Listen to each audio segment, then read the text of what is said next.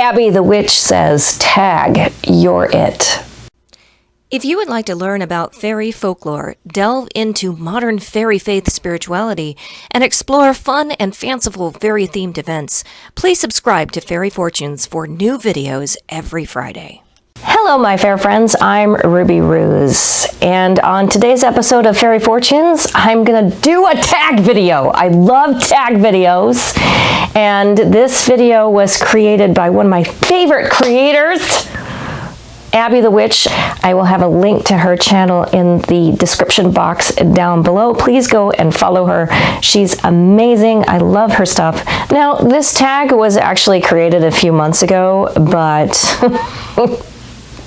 if you've seen my update video, you will know that I've been having some issues. You know what? It's never too late to do a tag video. Well, let's have some fun. I actually have my cell phone here because I have the questions on my cell phone. Question number 1. What is your name? And are there any stories or meetings connected to your name? I actually made a whole video about fairies asking for your name. I have a lot of strong opinions about that. I believe that you should give your name. Everybody has lots of different names, so I will use the one I introduced myself with. I am Ruby Ruse. Where the name comes from actually is that when I first started doing festivals, I actually only did one, and I wasn't fortune telling, I was just entertaining, being a random fairy. And they wanted colored fairies, and so they asked me what color I wanted to be, and I said green. I wanted to be green. Also, I had a green costume ready to go, by the way. But they were like, no, we need you to be pink. I just sucked it up, and I was like, all right, I'll be fine. I'll be pink. And I made this costume, and at the time I was working a midnight shift. It was awful. And so I stayed up and lost sleep so that I could make a pink costume from scratch. And when I got to the festival, they had forgotten that they had told me to be the pink fairy, and they had cast another young woman to be the pink fairy. I was so mad. I was so mad. And I was sitting there going, what am I going to do? I was so angry I almost left the festival. I'm such a brat. Jeez. I blame it on the sleep deprivation. Anyway. But they were having this game, so the whole thing was that they wanted the colored fairies so that the participants could go and find the specific color fairy, but you had to be careful because there were dark fairies that could steal the colors. They didn't steal the colors, though. They would give you this sob story about why they needed your color, and then you would have to start all over again and go back and find the fairy again. Anyway, it was great. So I was so mad, and the king of the dark fairies was sitting there, and he's like, well, you could be one of my dark fairies. And I'm like, listen, dude, I am wearing a bright pink bodice. I have a bright magenta red skirt. I have freaking orange hair, green wings. What do you want from me? How am I supposed to be a dark fairy with all of this mismatch of color? So I said, wait, no, I got it. I said, I will be the Ruby Ruse. I will be the lady in waiting to the queen of the colored fairies, but I will be desperately in love with the king of the dark fairies. And so hence Ruby Ruse was born. People would come up to me and say, oh, are you the pink fairy? And I'd go, I don't know. Am I the pink fairy? So I would make them go through all of these trials and tribulations only to tell them that I wasn't the pink or the red fairy, and that I had told them that at the very beginning, and they were like, no, you didn't. I said, no, fairies do not lie. I told you my name. I said, I am the Ruby Ruse. Do you know what a ruse is? And they would invariably say, no. And I'd say, it's a kind of trick. Did I trick you? And they just thought it was hilarious. And so I became known as the Ruby Ruse. And because my name was so integral to that character that I was playing, people remembered me. And so when I went into fortune telling, I took Ruby Ruse with me. I just realized that I was my most authentic self as Ruby Ruse the fairy. Question number 2. How old are you? I'm 51. I don't know how I feel about airing that in public. Good God. Anyway, I'm fairly proud of my age. I like being honest. I think honesty is a tenet of fairy magic. You know, be honest, be authentic. Number 3, do you use astrology? Do you use Western or real sky?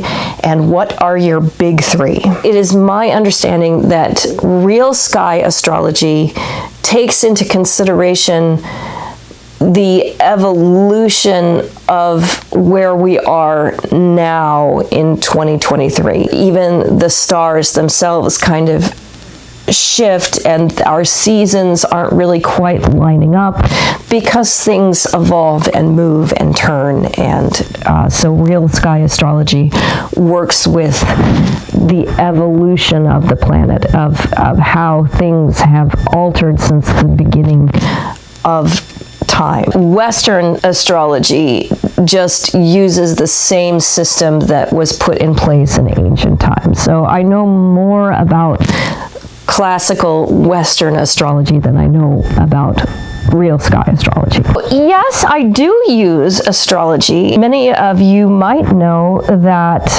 the divination system that I predominantly use is highly tied to astrology. My big 3.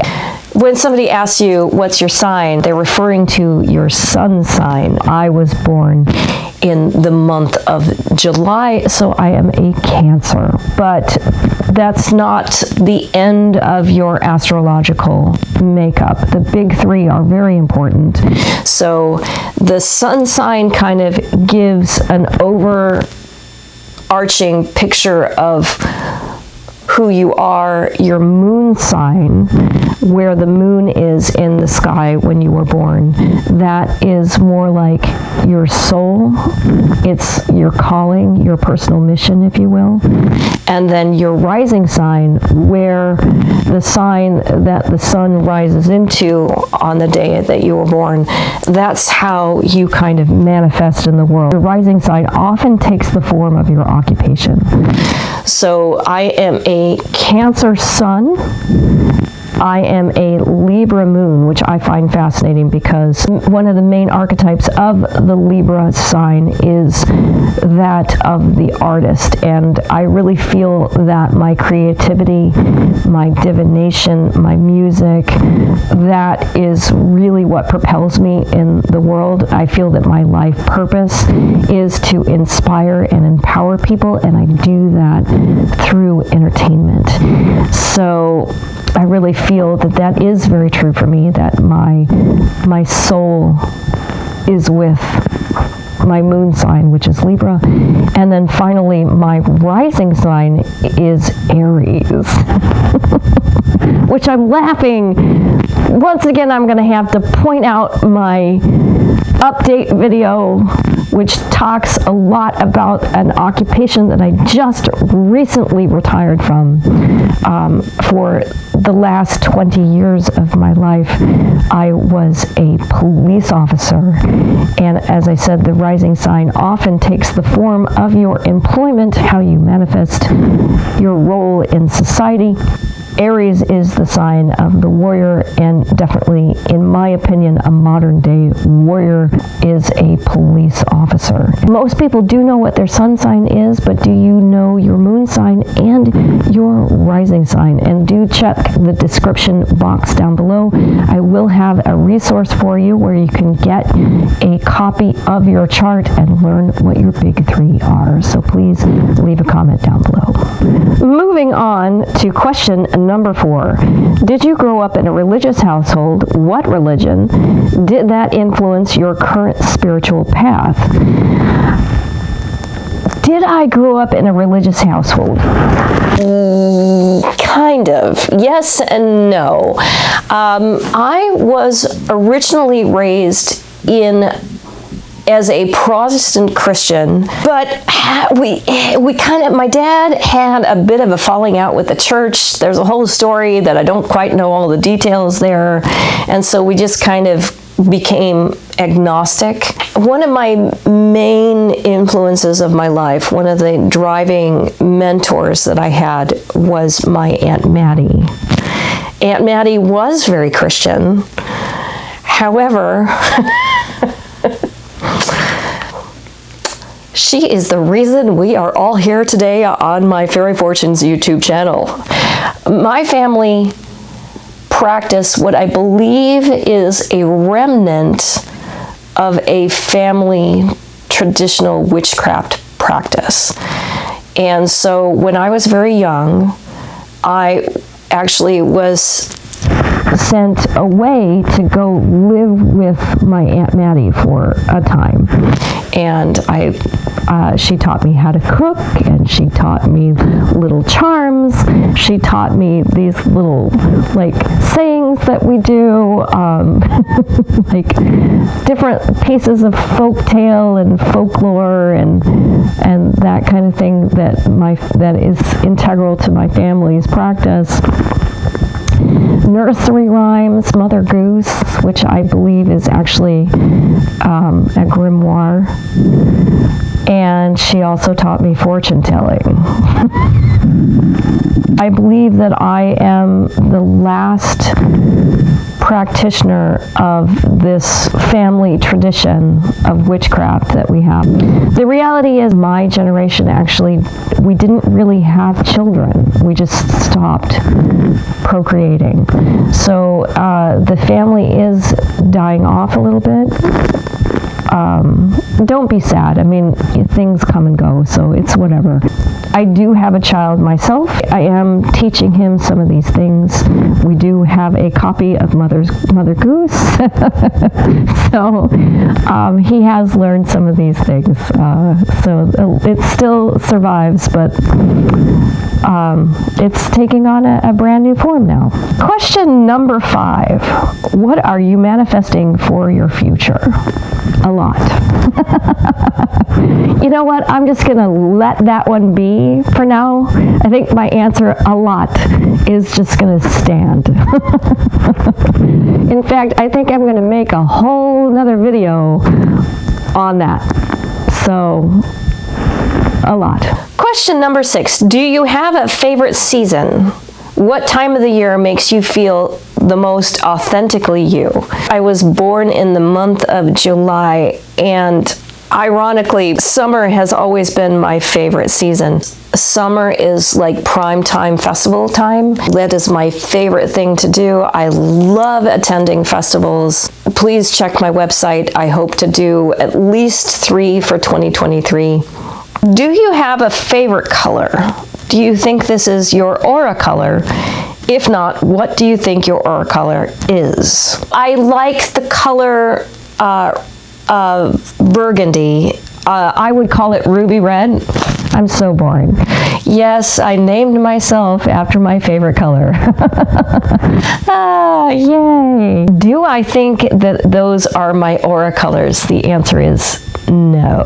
I do see auras. I tune into people's emotions. So if someone is experiencing a very strong emotion, that I can see without like going into a trance state, you know, what I call looking for it. Like if somebody wants me to look at their aura, I have to sit there sometimes and go, let me get into that headspace. But if someone's experiencing a very intense emotion, I'm gonna see that. And I believe that people kind of have an emotion that is kind of like their baseline. It's kind of like their default setting, if you will. I think my aura might be a shade of yellow. That's not good. If people are like, oh, you mean you're bright and happy and bubbly? No. When someone has a yellow aura, it means they're experiencing anxiety or fear. This is tragic and sad. Get to know me tag. Oh, Lord. Anyway, yeah, I'm kind of a worrier. Like, I would classify myself as a happy person. I do, but I tend to worry about a lot of things. Question number 8. Do you have a job, career, or lifestyle that makes money and helps support you and or your family in any way? And what do you do? watch the update video. Next question. No, okay. The truth of the matter is, I keep referring to the update video. I hope you will go watch it. I just retired from 20 years in law enforcement. You know, Aries rising. I was a warrior for the people for 20 years. I don't think I'm going to stop doing that. I can't. Apparently, that's part of my astrological makeup. I'm just going to find a new way to serve and protect. Question number 9. What are some things that make you unique and an individual? When I decided that I was going to take my fairy persona into fortune telling, I knew that I wanted to keep the aspect of her singing. Ruby Ruse started out as a fairy that sang. In fact, when I pranked people, it was all about making them sing to me. I miss that. I should do that again. Sing me a song. It was all very tied to my music. And so when I designed the Fairy Fortunes divination system, I knew I wanted an element of music to that.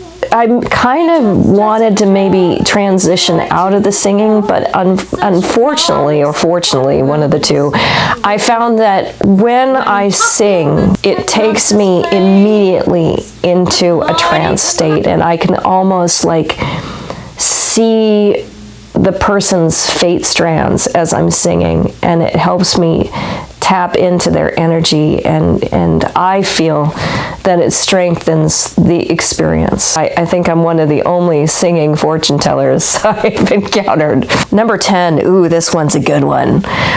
What advice would you give to your younger self? You matter. What you want matters. That's what I would tell my younger self, that I never wanted to be a police officer. If I could go back in time and relive my life again, I would not choose that. I would not become a police officer again,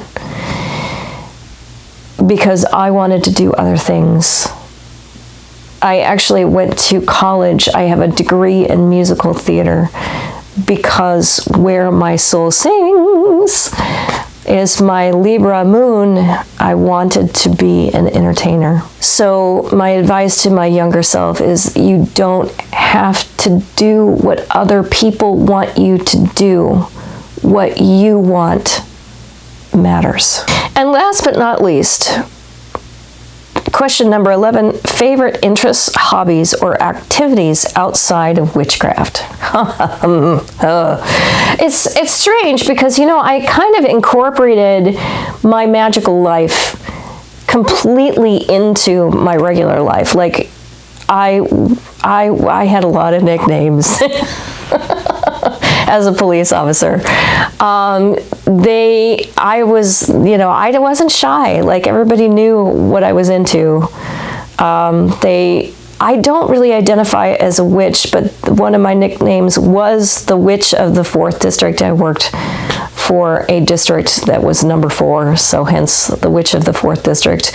Only the 3rd Watch called me that, like the afternoon people called me that, and I didn't really work on afternoons, so I think that's kind of funny. So my whole life was very tied up into my fairy faith and my magic and my magical practice and work and divination. And sing, like I said, I became a singing fortune teller because I wanted to incorporate my passion for music into my magical life as well. So what do I do outside of my magical life? I work out. I love the gym. Like, no, I'm serious. I absolutely 100% love the gym. It is my happy place. I love going to work out. Love it so much. So there's a thing that has nothing to do with magic that just makes me deliriously happy. I will also have a link to Abby the Witch's original tag video of this. It's always fun to learn about the community on YouTube. I knew I wanted to do this video when Abby the Witch first released this tag. I'm looking so forward to watching some of the other videos on this tag. I haven't even watched these videos. I'm so excited to be a part of it. I can't wait. Pick a question from this tag and let me know in the comments down below if you don't want to make a video of your own. And with that, have a magical day.